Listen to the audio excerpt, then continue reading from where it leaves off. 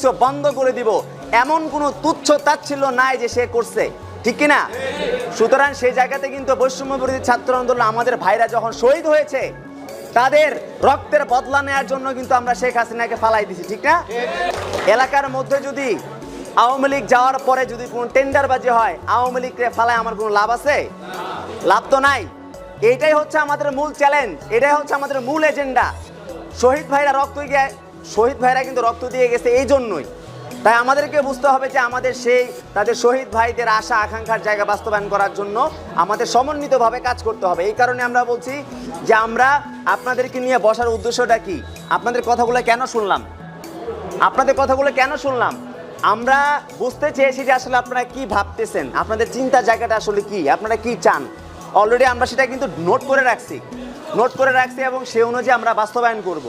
Already আপনারা দেখতেছেন গত 1 মাসে আমরা যা করছি তা অবিশ্বাস্য। আমরা আমাদের জায়গা থেকে সর্বোচ্চ আমাদেরকে যে কি পরিমাণ চ্যালেঞ্জের মুখে ফেলা হয়েছে, যে আমাদের সংখ্যালঘু ইস্যু সামনে নিয়ে আসা হয়েছে, বন্যা পরিস্থিতি সামনে নিয়ে আসা হয়েছে, আমরা কি জাতিকে ঐক্যবদ্ধ রেখে আমরা কি কাজ করি নাই? সারা বাংলাদেশের মানুষ কিন্তু একত্র হয়ে গিয়েছে। কেন? বিপ্লবের স্পিরিট সবাই ধারণ করছে। আমরা চাইবো গাইবান্ধার সূর্য সন্তানরা যারা শেখ হাসিনার পতন ঘটিয়েছে তারা সকল ভেদাভেদ ভুলে একসাথে যেন তারা কাজ করে, সবাই একসাথে কাজ করবেন দেশের স্বার্থে, ঐক্যের স্বার্থে।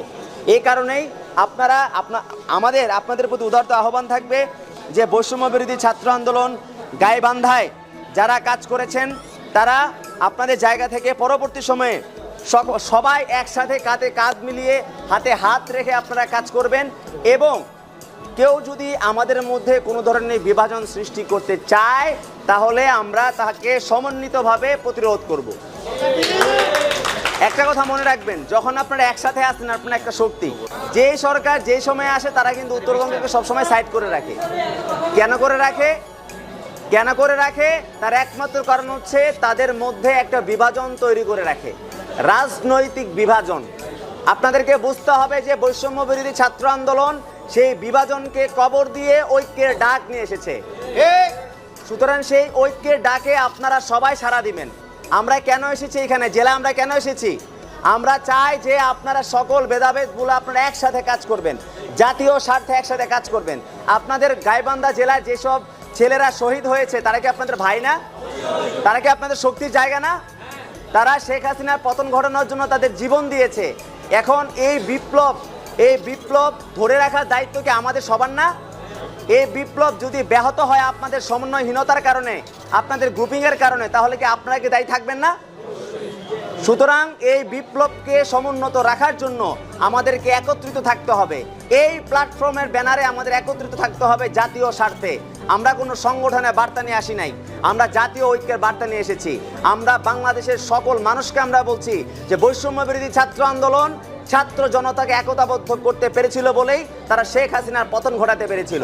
গত 16 বছর ধরে শেখ হাসিনাকে কিন্তু কেউ ফালাতে পারে না। পারছে? অ্যাবসলিউট পাওয়ার লাগবে। পদ্মা সেতু থেকে ঠুস করে ফেলে দিব, সবকিছু বন্ধ করে দিব, এমন কোনো তুচ্ছ তাচ্ছিল্য নাই যে সে করছে, ঠিক কিনা? সুতরাং সেই জায়গাতে কিন্তু বৈষম্য বিরোধী ছাত্র আন্দোলন আমাদের ভাইরা যখন শহীদ হয়েছে তাদের রক্তের বদলা নেওয়ার জন্য কিন্তু আমরা শেখ হাসিনাকে ফালাই দিছি, ঠিক না? সুতরাং এই বিপ্লবকে সমুন্নত রাখার দায়িত্ব আপনার আমাদের সবার। এই কারণেই আমরা ঢাকা থেকে এখানে এসেছি, কষ্ট করে আমরা এখানে এসেছি। আমরা মাত্র ঘুমাইছি 2 ঘন্টা ঘুমাইনি। 1 ঘন্টা হবে না আমাদের যে ঘুম, আমাদের সবার শরীরের অবস্থা খারাপ। ঢাকায় আমরা প্রতিনিয়ত কাজ করছি। আপনাদের কাছে আমরা আসতেছি জাতীয় স্বার্থে। আপনাদের সবাইকে বুঝতে হবে যে আপনারা আগুনের মধ্যে দাঁড়িয়ে আছেন। যদি আমাদের এই ইন্টারিম গভর্নমেন্ট যদি তার জায়গা থেকে রাষ্ট্র সংস্কার করতে না পারে তাহলে আমরা আবারও কিন্তু আরেকটা শেখ হাসিনা দেখতে পাবো। আমরা কি শেখ হাসিনা দেখার জন্য বিপ্লব করছি? আমাদের ভাইরা কি শেখ হাসিনা দেখার জন্য শহীদ হয়েছে? তাহলে এই যে বিপ্লবের যে র্যাশ, এই বিপ্লবকে সমুন্নত রাখার দায়িত্ব আমাদের সবার। সেই জায়গা থেকে আমরা বলছি আমরা এখানে এসেছি কেন? ঐক্যের বার্তা নিয়ে এসেছি। আপনার আরেকটা ভাইয়ের সাথে আপনার একটা দলাদলি থাকতেই পারে, কিন্তু 5ই আগস্ট পূর্ববর্তী সময় যখন আপনি মাঠে গিয়েছেন, রাজপথে গিয়েছেন, তখন কি আপনি একবারও কি ভেবেছেন যে এই যে ভাইটা, তার সাথে আমার একটা ব্যক্তিগত দ্বন্দ্ব আছে, আমি তার সাথে যাব না? সকল ভেদাভেদ ভুলে কিন্তু 5 তারিখ পূর্ববর্তী সময় কিন্তু আপনারা কাজ করেছেন, ঠিক না? সবাই আন্দোলন করেছেন। এই আন্দোলনের স্পিরিটটাকে আমাদের পরবর্তী সময় ধরে রাখাটাই হচ্ছে মূল